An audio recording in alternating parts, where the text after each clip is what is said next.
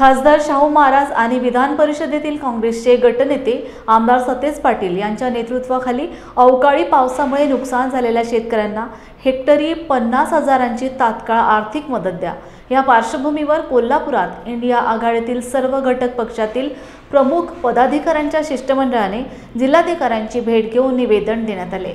त्यानंतर पत्रकारांशी बोलताना आमदार सतेज पाटील म्हणाले, शेतकऱ्यांचं मोठं नुकसान होऊ नये, मुख्यमंत्री शेतकऱ्यांशी कुठेही संवाद साधताना दिसत नाहीत।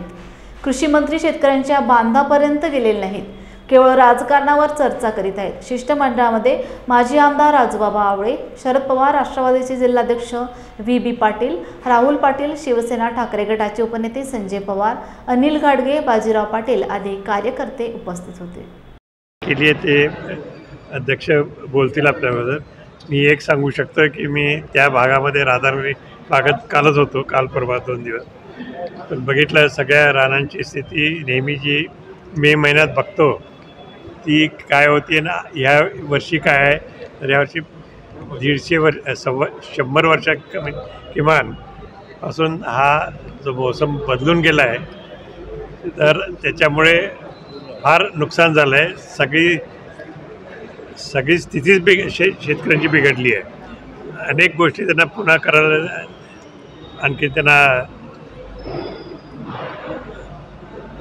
ड्राय पिरियडमध्ये यायला पाहिजे, घात यायला पाहिजे अशी परिस्थिती होऊन मग ताज्या पेरण्या वगैरे जे काय असेल लावणी वगैरे होती। आता एवढा पाऊस पडला तर त्यांना काय तुम्ही दोष कसं देणार?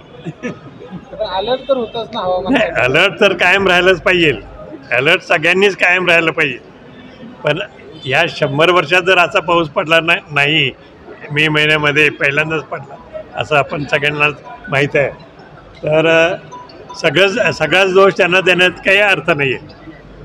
नुकसानीचे पंचनामे आज घात आली आहे, आज सूर्य दिसायला लागला आहे, थोडा तर आता होतील असं वाटतं, लवकर करतो म्हणाले ते। राज्यामध्ये गेले 8 दिवस हा अलर्ट होता। हा अलर्ट असताना सुद्धा राज्यामध्ये कृषी सहाय्यकांचा संप चालू होता। मला वाटते कृषी डिपार्टमेंटनं पहिला हा संप दुर्लक्षित केला, आणि तो दुर्लक्षित केला नसता तर कदाचित या राज्यातले पंचनामे आता 50% पूर्ण झाले असते।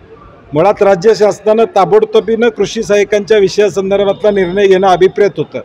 म्हणजे डोक्यावरून पाणी वाहून गेल्यावर त्यांच्या मागण्या मान्य करणं हे दुर्दैव आहे। म्हणजे याचा अर्थ शासनाची भूमिका शेतकऱ्यांच्या प्रति कशा पद्धतीचे आहे हे त्यांच्या कृतीतून साधारणपणे दिसून येतं। आणि म्हणून आमची मागणी आहे की 50,000 रुपये हेक्टरी हे शेतकऱ्याला या ठिकाणी मिळावेत। भुईमुग असू दे, सूर्यफूल असू दे, मक्का असू दे, उन्हाळी पिकं सगळी गेलेली आहेत। अनेक ठिकाणी ढगफुटीमुळं जमिनी खचलेल्या आहेत, वाहून गेलेल्या आहेत। काही ठिकाणी कोल्हापूरमध्ये बर्गे काढताना जी उपाययोजना करणं पाटबंधारे विभागाकडून अपेक्षा आहे ती न झाल्यामुळं पन्हाळ्यासारख्या त्या ठिकाणी माजनाळ असू दे, वेतवडे असू दे, या गावांमध्ये बर्गे काढताना अनेक बाजूची जमीन वाहून गेलेली आहे। म्हणजे ज्या सिरियसली अलर्ट 10 दिवसापूर्वी होते, सिरियसली ज्या पद्धतीनं शासनानं याकडे बघणं गरजेचं होतं ते बघितलेलं नाही, हे यामध्ये सिद्ध होते। आज शासन जागं झालेलं आहे, आजपासून पंचनामे करणार आहेत। आमची मागणी एवढीच आहे की महसूल खातं आणि कृषी खात्यानं पंचनामे 100% करावेत। आज पिकं हिरवी दिसली असली तरी 8 दिवसात ती पिकं राहणार नाहीत, कुजणार आहेत, आणि म्हणून 100% नुकसान झालेलं आहे। सरसकट पंचनामे करावेत। कोल्हापूर जिल्ह्यामध्ये असू दे किंवा महाराष्ट्रामध्ये असू दे, साधारणपणे सानुग्रह अनुदान हे ताबडतोब आपण देतो। घर पडलं की सानुग्रह अनुदान द्यावं अशी तरतूद आहे। आमची शासनाला मागणी आहे की यामध्ये एखादा मृत्यू झाला, एखादं जनावर मृत्यू झालं, एखादं पूर्ण घर पडलं तर मायनसमध्ये जाऊन त्याला अनुदान द्यावं असा शासनानं GR काढलेला आहे। परंतु 100% घर पडणाऱ्यांची संख्या या ठिकाणी कमी आहे, अंशतः घर पडणाऱ्यांची संख्या जास्त आहे। आणि म्हणून शासनाकडे आमची मागणी आहे की मायनसमध्ये अंशताचा देखील या ठिकाणी विचार करावा आणि ताबडतोब, कारण की तो काय आता तुमचे पैसे येईपर्यंत भिंत बांधायची थांबणार नाही। पूर्ण ज्याचं घर पडले तो वेळ घेणार आहे बांधायला, तो अनुदान किंवा बाकीचं कर्जाची व्यवस्था करून तो बांधणार, परंतु ज्याची एक भिंत पडलेली आहे तो उद्या सकाळी बांधकाम चालू करणार आहे।